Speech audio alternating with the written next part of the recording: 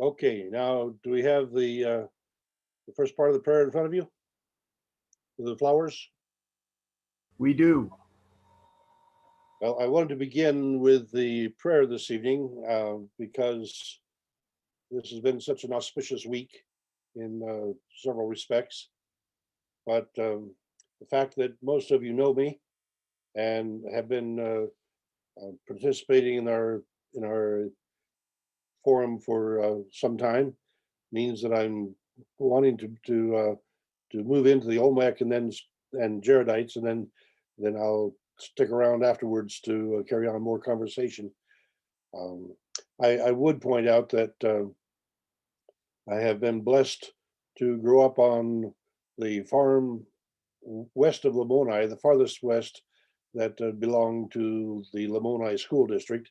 And I believe that it may have been one of the farms that was established by the Order of Enoch back in the 1870s when Lamoni was established.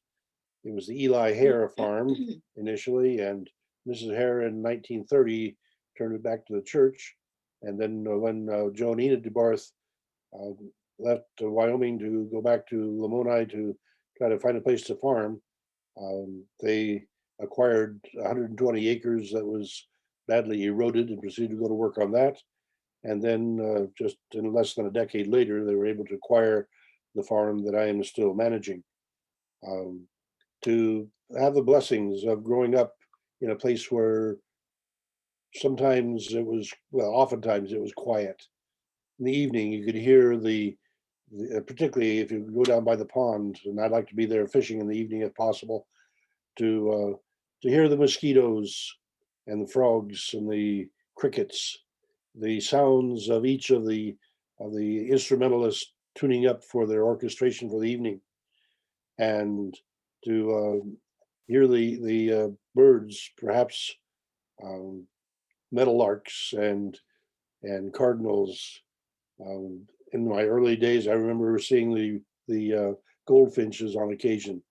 But anyway, just the delightful orchestration of the evening time coming in, perhaps a few crows adding their cacophony, but the delight of being able to be in a quiet place like that, drop a lure out in the pond, particularly a surface lure, and wait for the bass to come blast it. Oh, that was so much fun. But the worms are the worms still there?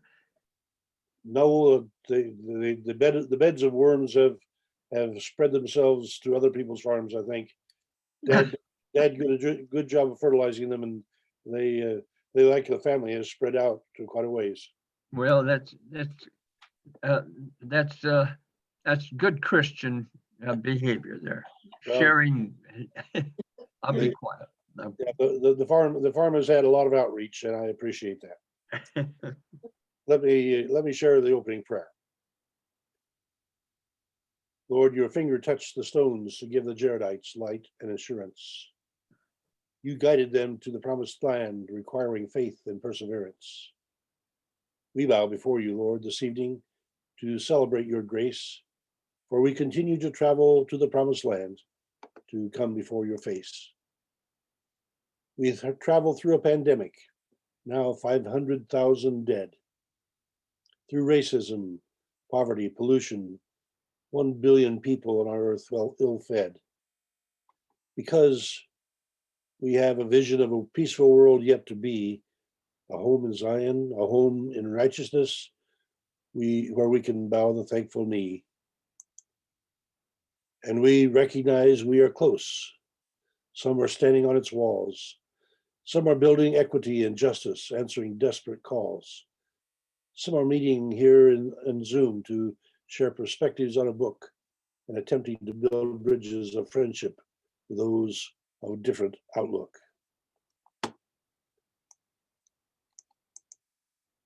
It is a day in which we celebrate reaching toward the stars.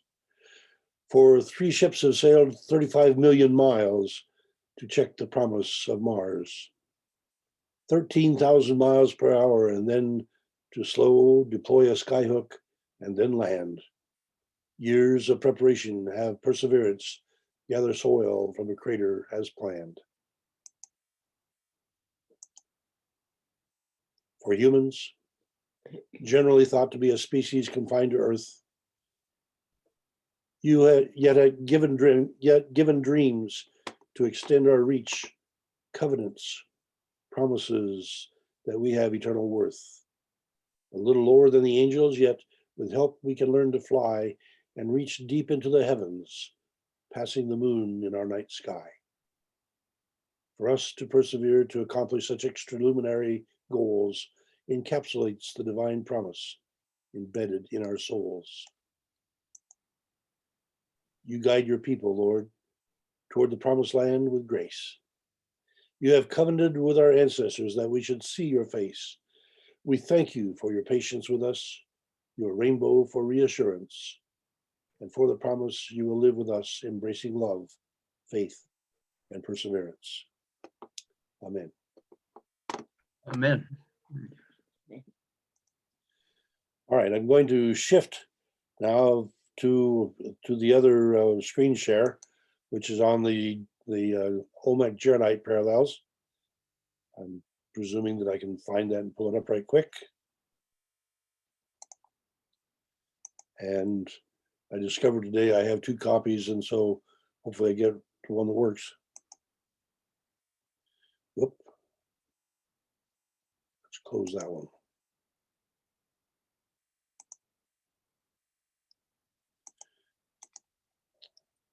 Here I am so well organized, I can't get rid of that one. You're right brain, just like us. All right.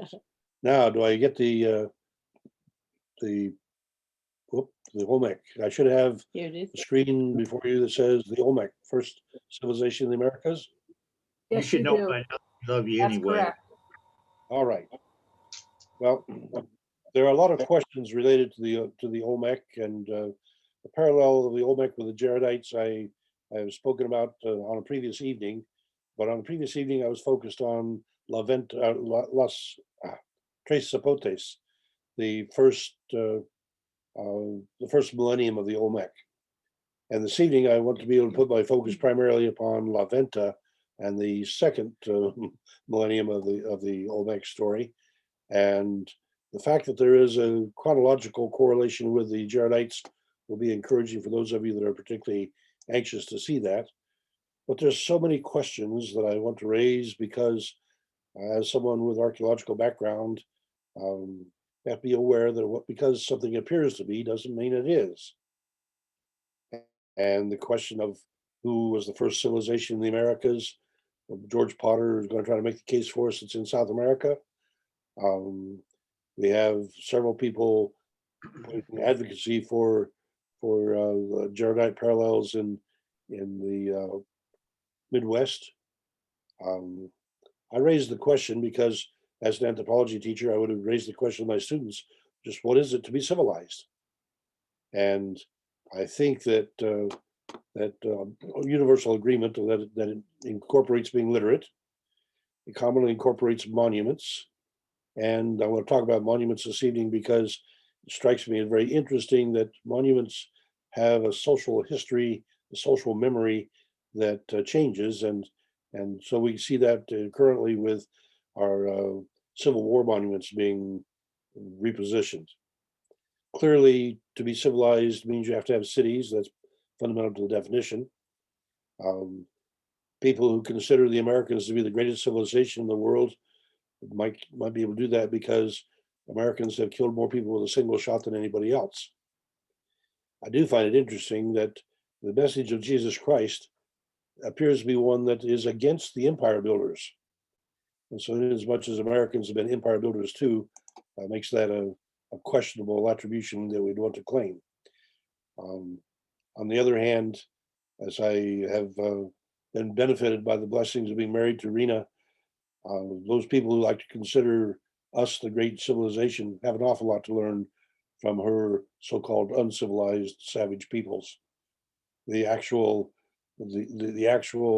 benefits of learning to live in harmony with the environment, of being generous, of being kind, those attributes that I've appreciated from her people are attributes I wish my own people would better incorporate. This is Monument 1 of La Venta, and you'll notice that it's been slightly defaced. The basalt has been knocked off above the left eye. There are 4 colossal heads that have been uncovered in La Venta, 10 of them in San Lorenzo that I talked about last time, 2 in Tres Zapotes, and there's a large one that's just still quite intact from La Cubata. And then there are a couple more that are also comparatively undamaged. But the 4 heads that we're going to be talking about this evening were on the north end of La Venta, and you'll see a range of defacing on them, but you also see that each of them has its own unique features. And so that may be a matter to keep in mind, particularly if you want to try to parallel the 17 heads that we have in basalt from the Olmecs with the 24 main kings that we have listed out of the 30 of the Jaredites. There are 6 of those that were in captivity, and so I would not imagine they would have heads made for them. But it's interesting that we have 17 major heads, each with unique features, and we have 24 unique kings of the Jaredites, with whom some LDS people in particular are matching. The Jaredite Olmec territory, if you put the 2 together, is fundamentally in the Bay of Campeche, or along the range from the Tuxtla Mountains. Tuxtla Mountains are up here at the northern part of this brown area. Then down on the far side to the right, you'll see the site of La Venta. That's the one we'll be talking about primarily. Up the Coatzacoalcos River, you'll see here's San Lorenzo, about a quarter of the way across the Isthmus of Tehuantepec. And Tres Zapotes is over here in the Tuxtla Mountains. You have the purple zone, which is the Mexico City area, the highlands of Mexico around Lake Texcoco. And there's a number of archaeological sites that are Olmec or Olmecoid there, particularly Tlatilco and Xochicalco. We have numerous sites that date back to that period, but don't have a whole lot of evidence, but there are some that I may not get really to talk about until next session.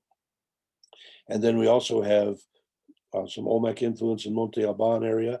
Frank Fry in his presentation called attention to that. Then you'll notice that this little arm reaches down all the way to Guatemala with an influence, and then all the way over into the Yucatan Peninsula with another influence in Zibil Shatun. So the primary evidence from, I'll get to the dates in a moment, but the primary evidence of their occupation is concentrated around the Isthmus of Tehuantepec. Here is a jade mask. Interesting that when the Spanish came, they wanted gold, but for the Olmec period, jade was clearly the far more valuable commodity. And I'll be talking about that quite a lot tonight, but here is a green jade mask, which would have been especially valued by the Olmec. And the photo is by Soaps in the Metropolitan Museum. I'll cite my sources here in a little bit, and I'll try to remember to give credit on the pictures as I go through. All right, just in terms of background for the Olmec chronology, the early formative period in Mexican archaeology is from 1800 to 900 BCE. The earliest Olmec ties really are associated with the Ojoche phase, and I'll show you an Ojoche tree so you can see what that plant is for which this phase is named. But that's presumed to be the early developmental phase of the Olmec in Mexico, followed by the Bajío phase, which takes us up to 1250, and then the Chicharras phase. There has been a significant dispute in the past about when the Olmec actually come in. Early on, the Americans were looking for the evolutionary development in situ, and so have insisted that clearly they did evolve in situ. Some of the Mexican archaeologists, Miguel Covarrubias in particular, was one that pushed that it appeared to him that the real Olmec came in flourishing at about 1250 BCE, and because there are some evidences that make them look American Indian. Therefore, the proposal that they may have had external influence came a part of that discussion for many years. But from the Chicharas phase at 1250, there's no question but that we have cultural continuity in the San Lorenzo phase, which takes us to 900 BCE, and that has the major heads in San Lorenzo. Then from 900 BCE to 400 BCE, we get into La Venta, and that's the middle formative period. Then we do have some early influence of the Olmec in the Central Highlands, in Puebla, in Oaxaca, by the early date, but that's comparatively small. In other words, small outliers rather than being central cities. The Nakasta phase from 1000 to 800 BCE and the Palangana phase show up at La Venta, and I'll differentiate those in pictures here shortly. To begin with, the Olmec story has to be associated with corn. And it is remarkable that the study of the evolution of corn shows that Zimes, the wild ancestor of modern corn, and Teosinte were ancestors. The Zimes became extinct by about 1000 BCE. And at that point, modern domesticated corn became dependent upon man. Notice the corollary here. It appears that the Olmec are the ones responsible, may very well have been responsible for that domestication. And we have very good archaeological evidence of having found some of those very early corn cobs. But one of the very interesting elements of this is that the Celts and numerous pictures in the Olmec art will portray corn. And the corn cob here with the plant growing out of the top of it is the common reproduction, the glyphic reproduction of corn, and it's tied to the tree of life. And it's interesting to notice that on the right, the knuckle duster here has 6 knuckles, and very interesting and curious phenomenon that the Olmec, by and large, appear to have focused on dwarfism and the extra normal advent of features that showed up as human mutations, probably to turn those people into shamans and into people of significant spiritual impact.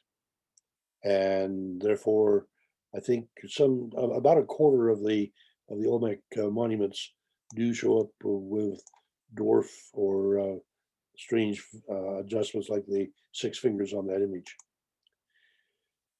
Very interesting development that we find at La Venta.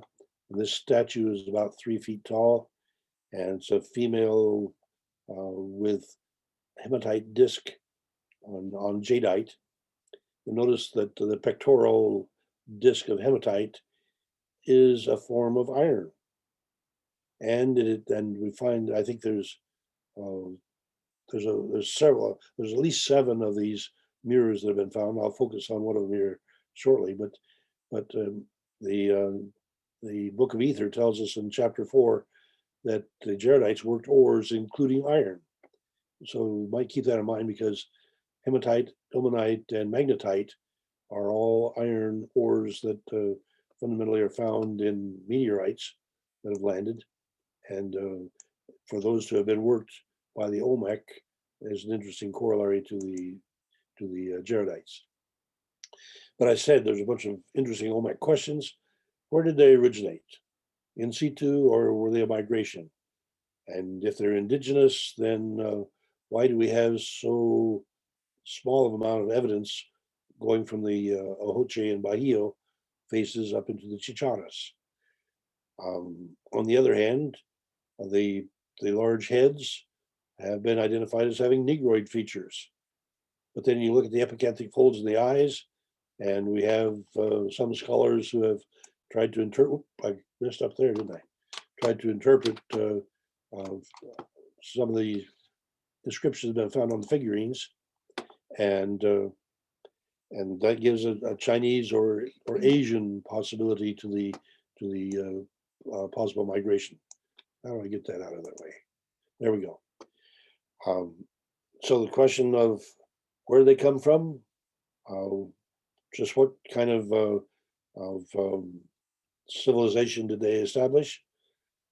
For me, a very interesting question is why did they deface the monuments? And we find so many of their monuments are defaced, and many of them were defaced and buried. And then it appears that the society basically stopped farming along the Isthmus of Tehuantepec about 400 BC. And so the question, and this is a question the archaeologists today are struggling, is we have about 1,000-year gap before the farmers come back to the Isthmus of Tehuantepec. And so what happened at 400 BC to make it so that the Olmecs basically died out? We do find, and here I'm getting into the artifacts from La Venta, Stela II is a standing Olmec ruler surrounded by smaller beings up here in the upper areas. There's some 250 stone monuments that have been found among the Olmec, and the stela like this there's two major ones at La Venta. We don't find those at San Lorenzo, and so they appear to be a later artistic development. There are some sources I want to recommend to you. Roman Pina Chan's Olmec, Mother Culture of Mesoamerica is one of the books from which I've been capturing some pictures. I have original pictures from when Frank and I were there in 67, 68, but the Olmec world, ritual and rulership, and the Olmec colossal masterworks, those are three major resources from which I have borrowed some portraits. Now back to the mirror. This is a pectoral concave. I think at least 7 of them found at La Venta. They were worn as pendants. I think all but one of them has a drill hole in it to indicate that it was worn as pendants. The workmanship on these have been studied by the lapidarists, and they're amazed at the uniformity of the curve, the uniformity of the cut, and there is a serious prospect that these were used by the leaders of the Olmec to start fires. The concavity would allow, with polish and shining, for that to be, and the workmanship on them is so profoundly accurate that it's a remarkable workmanship, using the native ores that have fallen from the sky. I'm not sure if there's any other sources for that, but at least the ilmenite, magnetite, and hematite that have been identified, I think, have all been associated with meteorites. Ether again says that the Jaredites worked all manner of ores in gold, silver, and iron, and that might be taken by those of you that are particularly anxious to get the ties across. I do want to highlight those because while I'm skeptical, I recognize the Book of Mormon may very well have something to share with us as we look at these parallels. All right, just to show you the remarkable, intriguing workmanship, here is a green serpentine knot, which dates in that later period, the 900 to 600 BC period, a serpentine knot that has been cut and somehow survived. You can see that it's been drilled, so it would work as a belt buckle, but it's on display in the Princeton University, and the images of the knot show up in numerous of the other art pieces. You can see it on the bowl held by the toad effigy here, and this is from Guerrero, the state where you find Acapulco. Reddish brown to black clay. There's a line down the back of the toad, probably indicating that it's in the molting process, which is, of course, a symbol of transformation. And the rain worship of the Chinese has been associated with the rain worship of the Olmec and the Maya. There are an awful lot of parallels. But again, just because there's parallels doesn't mean that there was naturally a connection there. On the other hand, possibility of that connection does exist. And I do want to highlight that the Olmec were making some beautiful pottery at a very early stage. Here in Chalcatzingo, Morelos, we have an incised vessel that dates back to 800 BC. And it's found in the Olmec World, page 288. But just to appreciate that in contrast with the pottery that we find, earliest pottery we find in Illinois is the black sand incised pottery dated about 2,500 years ago. And we're very excited to find this pottery just because it is evidence that by that early we have pottery being made in Illinois. But how does that compare with the figurines that we find from Puebla that are here pictured in the Olmec World? Or here, another reclining figurine, just the artistry. And if you go to Tlatelolco in Mexico City, we have literally hundreds of figurines, some of them hollow, some of them solid, but just a remarkable representation of the artistic genius of these people. And here's the Ohochi tree I told you I was going to tell you about. There's the name for that early period.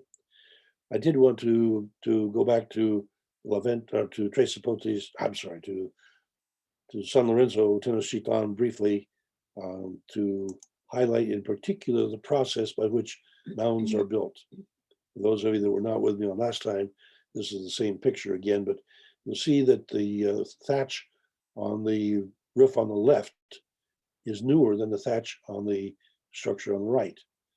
But this is and you'll see there's a family mound here, a house mound. For the house mound to have two houses built on it, one for the family, one for the animals, means that when the new thatch is put on, that's going to hold the rain out better. And so the family commonly will live in that house until the thatch gives way, and then they'll put the new thatch over on the other house, move the animals over, and that way the ground will build up a little bit. As the walls deteriorate and need to be rebuilt, then they'll knock down the old walls and build up some more. So through that process of years, this house mound develops. And we see that all across Mesoamerica. But it isn't just the house mounds that we're finding when we get to places like La Venta. Here we have a mound, which is a pyramidal structure with the polygonophase basalt columns in the front here. This is on the south side of it. There was a windsock up on top, if you can notice. But this mound appears to have convolutions around it. And the mapping and the excavation has not gotten into this very far. There's actually a sort of a ledge here, or talud and tablero design perhaps on the side. But the convolutions around it have convinced Heiser, Drucker, and Squire, who did the dig, were digging there in the 1950s, that it was representative of a volcano, which indicated that since this place is an island near the mouth of the Tonalá River, close to the Coatzacoalcos River, this island had no native stone on it. And what I'm going to show you this evening is evidence of an awful lot of stone. Let me give you a map of the site so you can see a little bit. All right, at the top and in the north end, you can see there are three colossal heads standing as guards at the top end. And then we have a set of altars as well. There's a tomb, and this is all complex A. And here is the pyramid that we were just looking at. So you can see that the portion that's been excavated by Heiser, Drucker, and Squire in the 1950s was up here, primarily in complex A.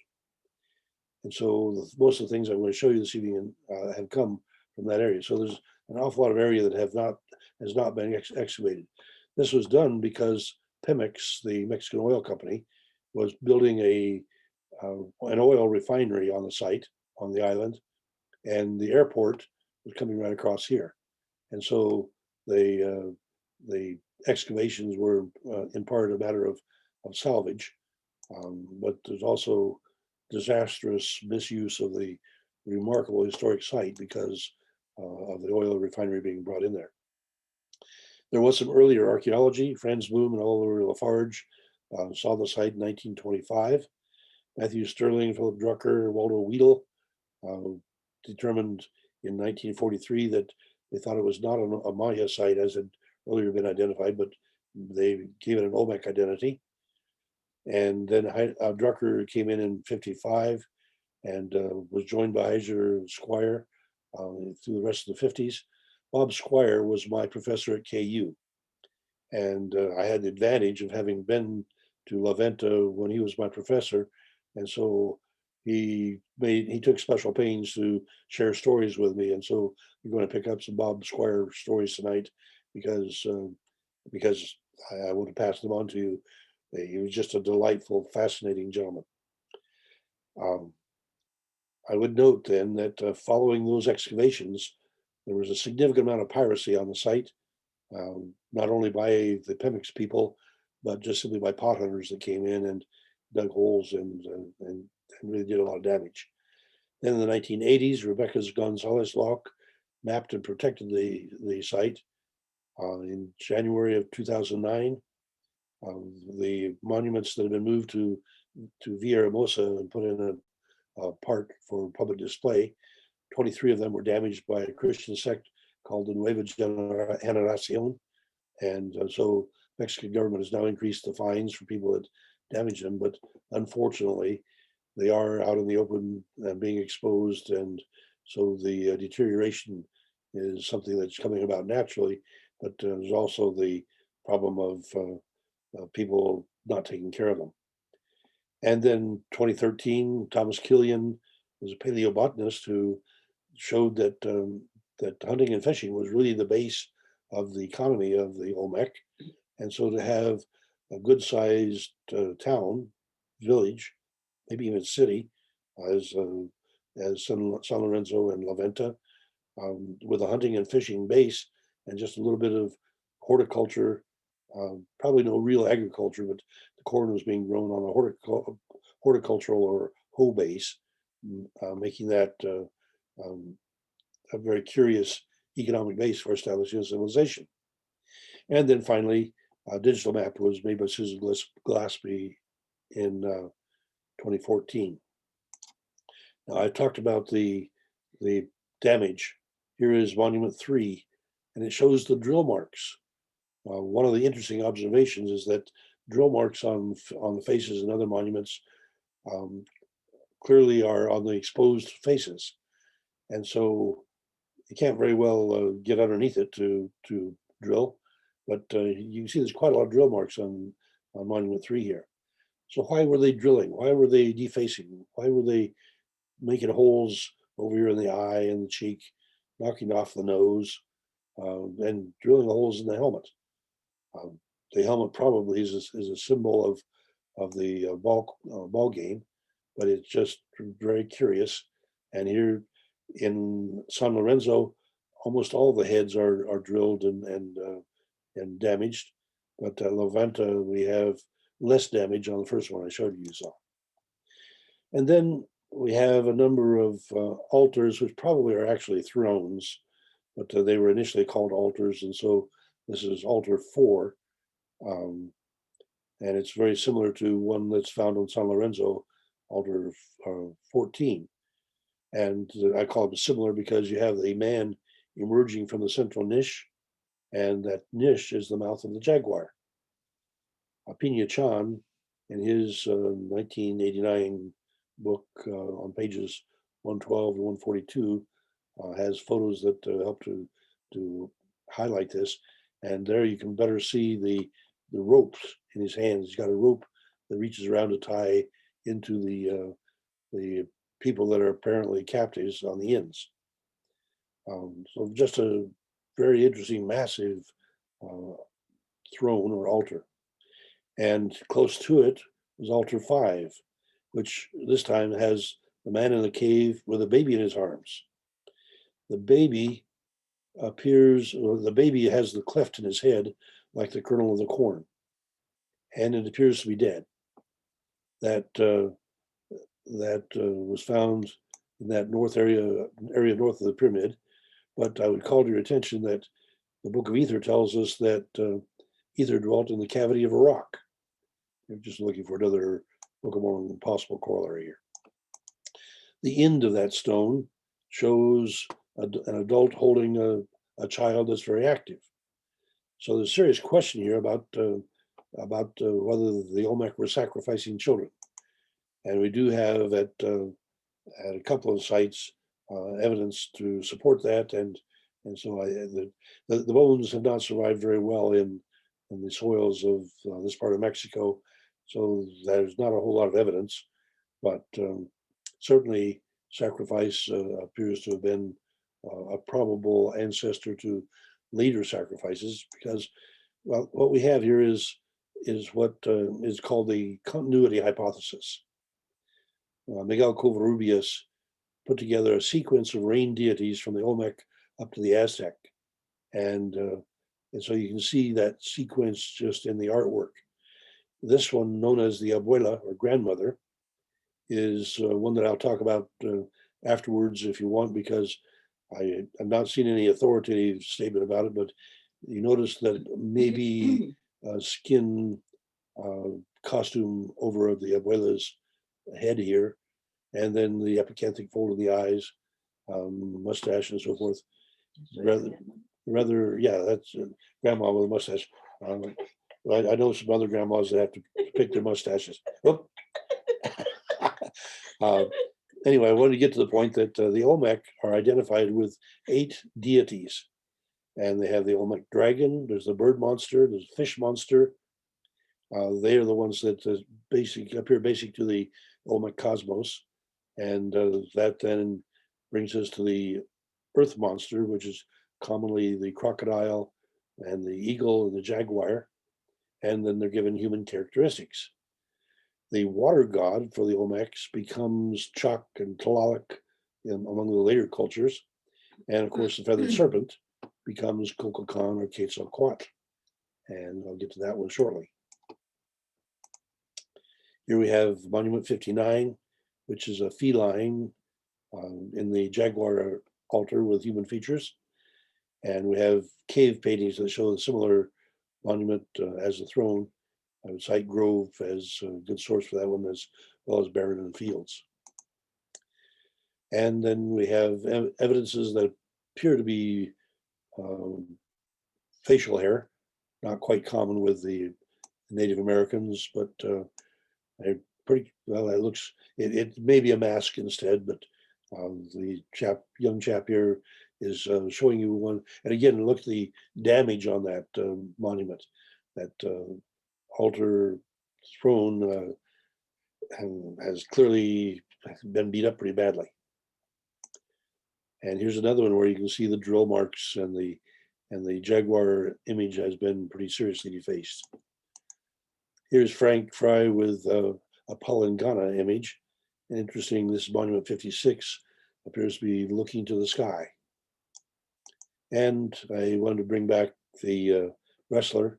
Again, he's 800 BCE, and he has the kind of mobility and flexibility that you would expect to find from someone like Myron, who made Discobolus at 450 BC in Greece. At the Anthropology Museum in Mexico City, they have this of the monumental colossal heads on display. But I really want to get to Uncle Sam, to Stela 3 at La Venta. If you look at that closely, you'll see that we have the shoulder and head of a gentleman here. Face has been knocked off. Then you have the face with the aquiline nose and headdress here. I believe we've got the fish headdress on that one. And then the body has been knocked off. We have images. There's a foot of someone here, and another hand and face up here, and legs here. And so you'll see that this monument was, well, it stands some 12 feet tall. weighed some 20 tons. It was found by the workers at La Venta while the Heiser, Drucker, and Squire were in town.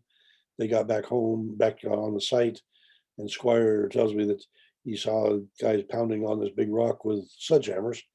They hadn't done much damage, but he stopped them and had them dig around it because he thought there might be carving on it somewhere. And sure enough, it was face down. And here this Stela 3, which is one of the most famous, most significant, showed up on the bottom side. And so he was glad he got them stopped before they took any more of it out. But here's a drawing that will give you a little bit more complete picture of it. And the drawing puts the face back on the gentleman on the left, shows you the images of the creatures above and flying over and attending. And then you have the fish element here on the headdress, and of course the big nose and the non-American Indian look on that face. Garth Norman, LDS, says this is Lib, the Jaredite king. Jerry Grover, the gentleman who has put together the remarkable book on the swords of Shul, says that it is Mulek. Poskoryakov, the Russian archaeologist, says that she thinks it's a visitor from outside. So here you have three possible explanations, but a remarkable commentary in any case, because to have those features showing up on an Olmec monument makes it clearly unique, distinctive, and a matter of real curiosity. Jerry Grover's proposal for Mulek is one of the most interesting, and I've been trying to follow his research, and I would recommend it to you if you're interested in further study. All right, you'll see in the background on this one, you can see the stela that has the gentleman holding his scepter in hand, but we're looking over the serpentine mask that was found in La Venta. It's serpentine or jadeite, and this painting was found under layers of serpentine. I'm sorry, it was found on top of the serpentine. The brick and clay were on top of it. They had white, yellow, rose, and orange clay layers, none of which is native to the island. And it is located on top of a larger vault of serpentine. And let me give you a bit of a description of that. Here you can see, here's the profile. So you have the brick up here on top with the layers of clay, which have been carried in. And then here are these tons and tons of serpentine that have been brought in from, well, the best diagnosis at this stage is that they came in from Guatemala. That would put them 300 miles to the south. This pit's 24 feet deep, 50 feet wide, 61 feet long, and has 1,000 tons of serpentine underneath the mask. And then they buried that with the clay and the bricks and more clay, and then finally covered over with earth on top. That is one of the masks that was found by Heiser, Drucker, and Squire north of that pyramid. And there are three of them of roughly comparable size. That is to say, I think it's almost 900 chunks of serpentine for each. Now there's a cleft up here at the top end, which might suggest that this is, again, the kernel of corn. But most people look at it the other way and say, this is the hair at the top of the head, and here's the nose and the eyes. So actually, nobody's quite clear on exactly what it represents and how it's expected to be understood. But again, look at all the work that has gone into producing these three huge monuments that were then buried at La Venta, and well, they were not quite abandoned, because we find that beside One of them, here's offering 4. And there were several offerings with literally thousands of pieces of jade, necklaces and so forth, that were found in this excavation as well. But here is the most famous, most unique of the bunch, probably. It's offering 4, and it has 15 jade figurines and 1 granite. The granite is back here in the, and these were found standing.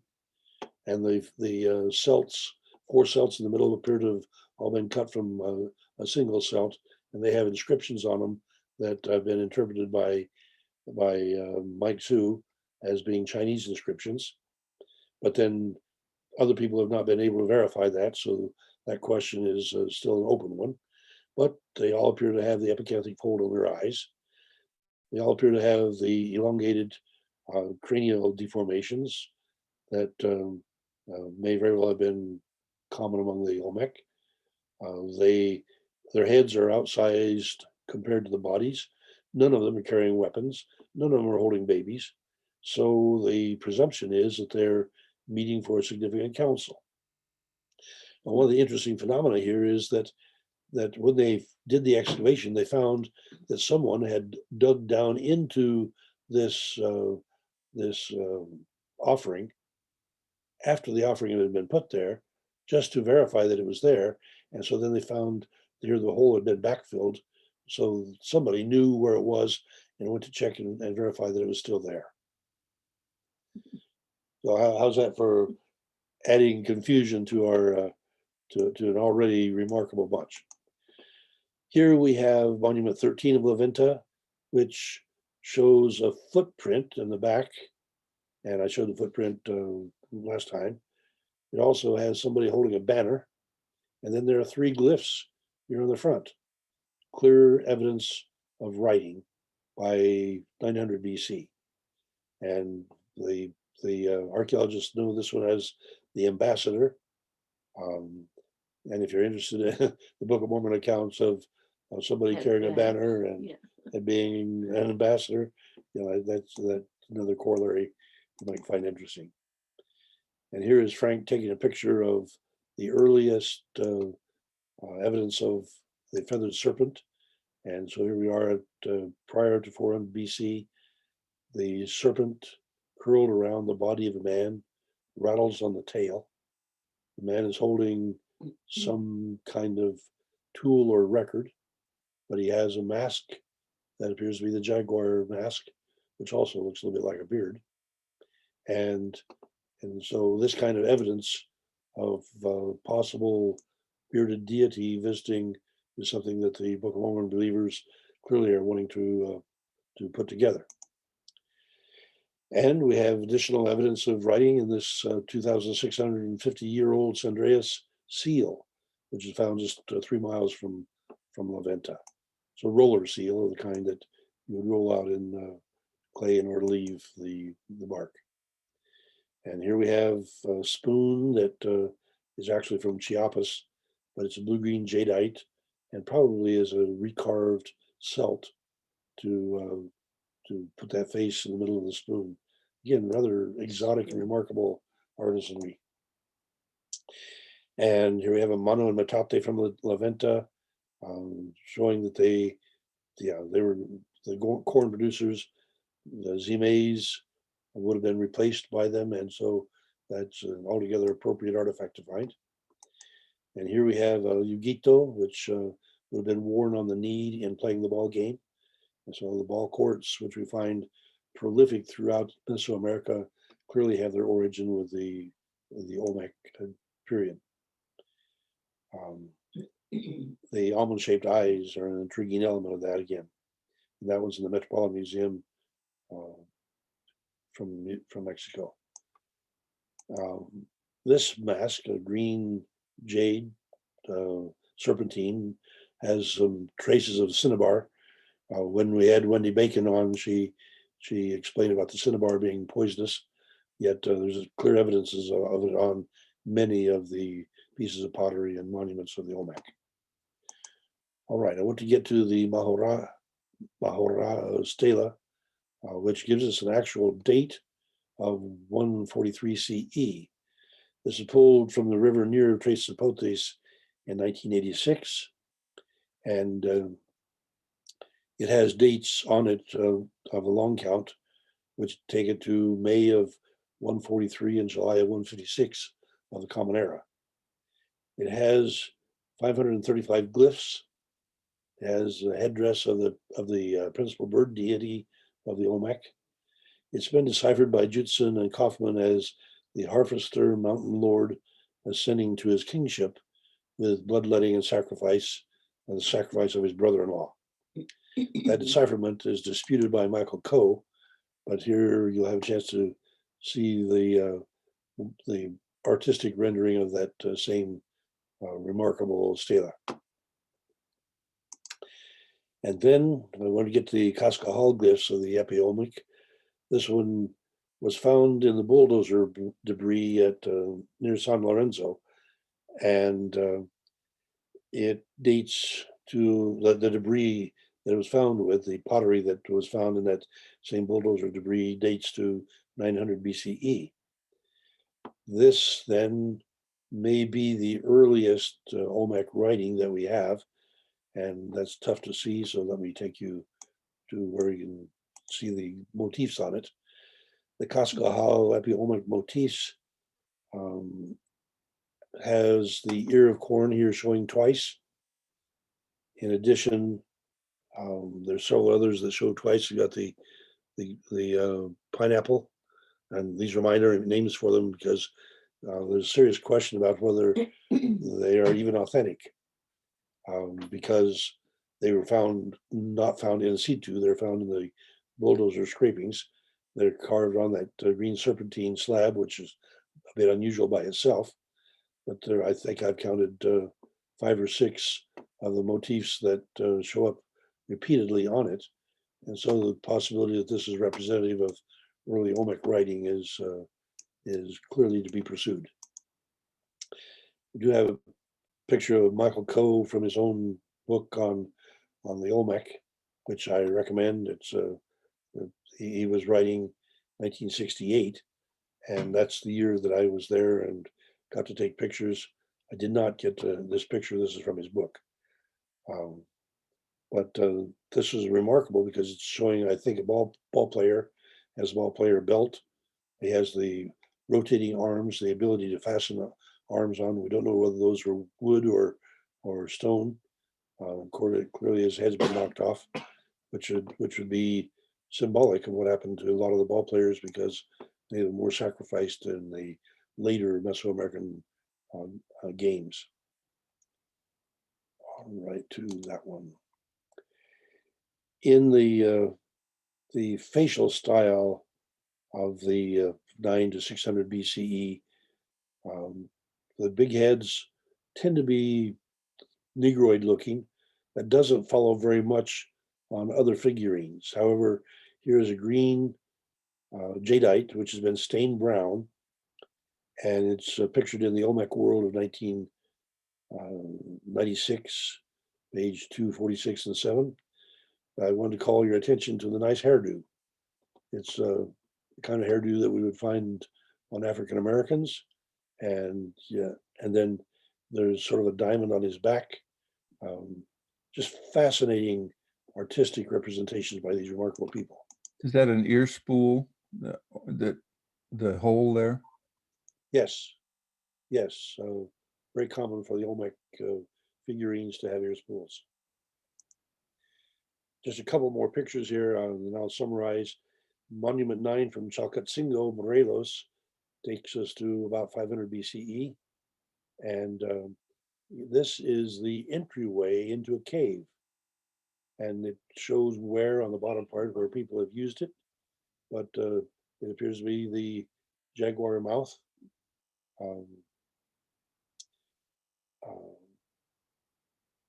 This one is from the Museum of Art in New York.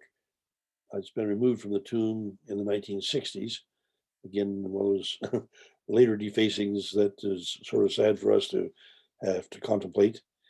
But the fact is that mouth is large enough for human access and symbolized the portal between life and death. And so I just, and the photos from the Olmec world, but Chalcatzingo is another site that I should have mentioned as being significant to this period. And then the Olmec world in 1996 has the seated bearded fellow, a hollow figurine from before 600 BCE, clay with an ivory slip and red pigment. And then on the back of the head, you can see the identity is cut in. Rather curious. If we get to understand their glyph symbols, then that becomes one that we can understand as well. All right, in summary, Olmec accomplishments include an accurate calendar that appears to initially have been 360 days, but then they go back with high level of accuracy as the base for later calendars, and that base shows that they actually were more accurate than the calendar that we use today at 365.2420. We have 2425 days with our leap years, but they came a 10,000th of a day more accurate than we did. They had the 360-day lunar calendar initially, so that's part of what's being counted on the long count. It is curious that the Book of Mormon tells us in Ether that Coriantum lived 142 years and was sexually productive throughout most of that time. That seems a bit unlikely in our calendar, but even if you go to the lunar calendar, that still gives him about 140 years. So, but anyway, that's another curiosity, because the question of how accurate the Book of Mormon account is can be called a question on that one, perhaps. The Olmec did establish cities, and so in that sense, they clearly were civilized. San Lorenzo and La Venta and Tres Zapotes all, I think, qualify there. They're responsible, I think, for the domestication of corn, for monumental art, for a writing system, probably the first civilization and mother culture of the Americas. They died out promptly at 400 BC, abandoning their farms in the Isthmus for 1,000 years. I want to raise some problems in the parallels, because here I'm drawing parallels between the Olmec and the Jaredites, and the tree of life is corn among the Olmecs. Tree of life was never presented as corn in the Book of Mormon. Corn, bean, squash are the main sustenance features for hunting and gathering with those, versus the Book of Mormon saying we should have wheat and barley. The Mexicans ate dogs, and that was one of their contributions to humanity is that they raised dogs to eat. And the Book of Mormon tells us they should have been eating sheep, swine, cattle, and goats. The beast of burden that we find throughout Mesoamerica is man. The Book of Mormon tells us we should have cattle, goats, horses, asses, and elephants. The Deseret is bragged about in the Book of Mormon, but the honeybees that show up in the Americas don't show up until Old World bees are brought in. And so the Olmec were providing jalapenos, where the Book of Mormon talks about milk and honey. The jaguar is highly significant across the Olmec spectrum. No mention of it in the Book of Mormon.